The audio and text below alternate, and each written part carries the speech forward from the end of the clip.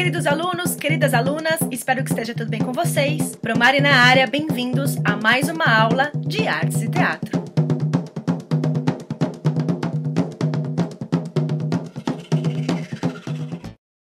Então vamos lá, pessoal, essa é a aula 29 e nós vamos falar sobre a subjetividade em cena. O teatro do absurdo. Na arte, a importância dada à expressão da subjetividade do artista varia em cada linguagem. E ao longo da história, houve muitas mudanças acerca de qual era o foco principal de cada movimento, pincelada ou palavra. Em alguns períodos, a forma que os artistas criavam buscavam padrões ideais, mas do século XX para cá, o sentimento do artista se tornou fundamental. A qualidade técnica agora se alia à expressão dos medos, das expectativas e dos pensamentos dos artistas, e sua subjetividade se torna o ponto central da criação de cada execução artística. A arte tem sempre um conteúdo subjetivo, gente. Algo que atende a nossas necessidades abstratas, algo que não compreendemos de primeira mão, mas sabemos que nos agrada.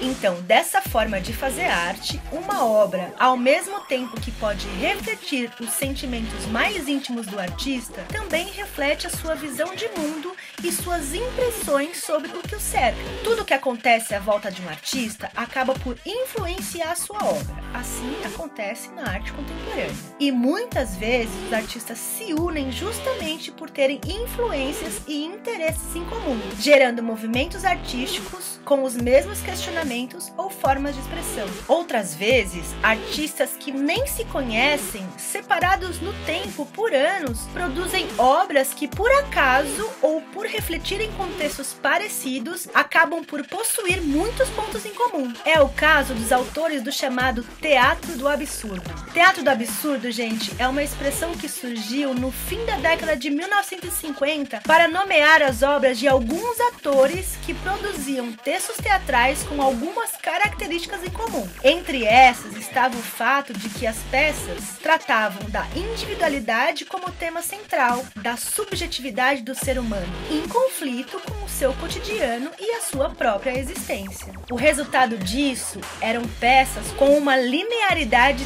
desordenada, acontecimentos estranhos que pareciam desconexos, daí vem a associação com a palavra absurdo. Mas esses autores não formavam um grupo ou movimento artístico e muitas vezes nem se conheciam. Cada um estava produzindo de forma independente em diversas partes do mundo e por um acaso apresentavam traços artísticos em comum, que se diferenciavam muito da dramaturgia tradicional da época. Essa imagem mostra uma cena do espetáculo Doutor Corpo. Não estranhe, tá, gente? É isso mesmo. Corpo com a letra Q. O espetáculo, criado pelo grupo Imagens de Teatro de Fortaleza, em atividade desde 2001, é biográfico, inspirado na vida e na obra de Corpo Santo, um dramaturgo gaúcho chamado José Joaquim de Campos Leão, que se autodenominou Corpo Santo. Isso mesmo. Com o quê? Sua obra é formada por 17 comédias que foram escritas de uma forma totalmente fora do comum, de maneira extremamente rápida, somente 4 meses, porque nessa época o autor esteve internado em uma instituição psiquiátrica e produziu quase sem parar, alternando momentos de lucidez e confusão mental por causa de sua doença. Algumas dessas peças foram escritas em poucos dias e até mesmo em poucas horas. Dá pra acreditar? Isso é que é loucura, hein? Assim, seus textos são frutos de uma espontaneidade. Têm uma estrutura desordenada, são repletos de situações sem preocupação com a linearidade, não tem conexão nas atitudes dos personagens, uma extrema doideira mesmo. E as temáticas, na maior parte de sua obra, eram críticas à sociedade da época, também às relações familiares e à corrupção. E apesar de as peças aparentarem terem sido criadas de forma embaralhada e desordenada, mais tarde revelaram estar repletas de críticas sociais condizentes com o contexto da época. Essa característica também é bastante forte nos demais autores do teatro do absurdo. E aí, por esse conjunto de características, a obra de Corpo Santo, depois depois de descoberta em 1966, foi considerada precursora do teatro do absurdo. 100 anos após ter escrito sua obra, 3 de suas peças foram encenadas pela primeira vez na cidade de Porto Alegre: As Relações Naturais, Eu Sou Vida e Não Sou Morte e Mateus e Mateusa. Mas foi somente em 1968, gente, que o autor foi reconhecido pela grande repercussão dessas montagens no 5º Festival Nacional de Teatro de Estudantes no Rio de Janeiro. Num dia como os outros, numa cidade comum e tranquila, um fato transforma a rotina dos moradores: a passagem de um rinoceronte pelas ruas. A surpresa é grande, e nos dias que seguem começam a surgir outros rinocerontes. Pouco a pouco, os cidadãos daquele lugar vão descobrindo que são as próprias pessoas que estão se transformando em rinocerontes. No começo, são repudiados, mas aos poucos a moda pega e passa a ser normal e até desejável ser um rinoceronte. O que passa a ser anormal e considerado estranho e feio é o aspecto humano. Um único personagem resiste a essa epidemia: Béranger. Essa é a sinopse da peça O Rinoceronte, que por meio da metáfora de pessoas que se transformam em rinocerontes, Eugênio Ionesco, um dos mais importantes do chamado teatro do absurdo, critica o comportamento das pessoas e as relações entre elas. Por meio de metáfora de pessoas que se transformam em rinoceronte, Ionesco critica o que considerava a alienação coletiva da sociedade, em que as pessoas agem sem questionar os próprios comportamentos,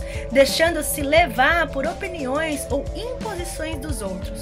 E aí, você conhece um rinoceronte? Ou você é um rinoceronte? Então é isso, pessoal. O teatro do absurdo foi a designação criada em 1961 pelo crítico húngaro radicado na Inglaterra. Ele tentou sintetizar uma definição que agrupasse as obras de dramaturgos de diversos países, as quais, apesar de serem completamente diferentes em suas formas, tinham como ponto central o tratamento inusitado de aspectos inesperados da vida humana. Essas obras estavam focadas em questões existencialistas e tentavam expressar o que acontece quando a existência humana é tida como sem sentido ou sem propósito, resultando na dissolução das comunicações. No teatro do absurdo, gente, a incerteza e a solidão humana são traduzidas por procedimentos que fazem uso de elementos conhecidos como situações banais, frases feitas, gestual cômico ou menos usuais, com construções verbais aparentemente sem sentido.